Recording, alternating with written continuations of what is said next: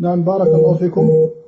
السؤال التالي يقول: كيف نتعامل مع من لا يزال يدندن بأن الشيخ ربيع حفظه الله كبر في السن وهذا عذر له أو نحو هذا الكلام؟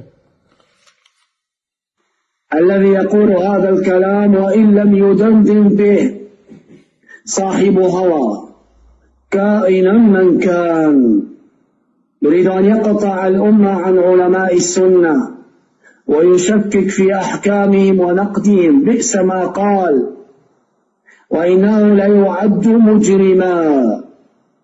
كلما كبر العالم كلما زاد علمه وعظم نقده وخبرته ومعرفته.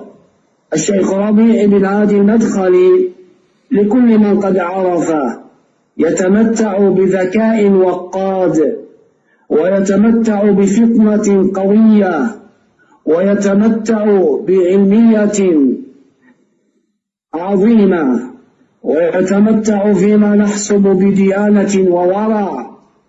قد تساقط أمامه صناديد أهل الباطل، ولا يزال الشيخ يرمي بسهام الحق فتصيب مقتلا.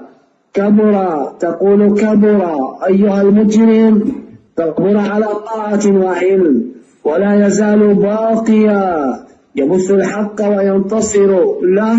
ويا لله العجب، ما قد قال كلمة ولا رمى بسهم إلا كان مسددا موفقا.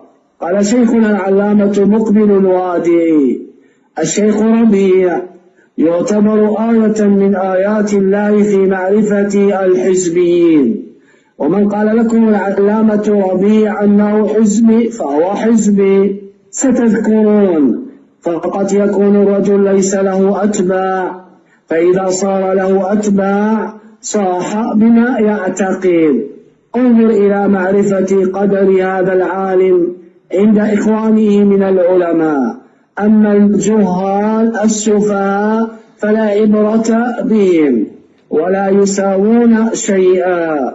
هذا الذي يقول أن الشيخ قد كبر ارميه جانبا ولا تلتفت إليه وإن لم يدندن، فإذا دندن فصاحب هوى مقيت أهجره ولا كرامة له.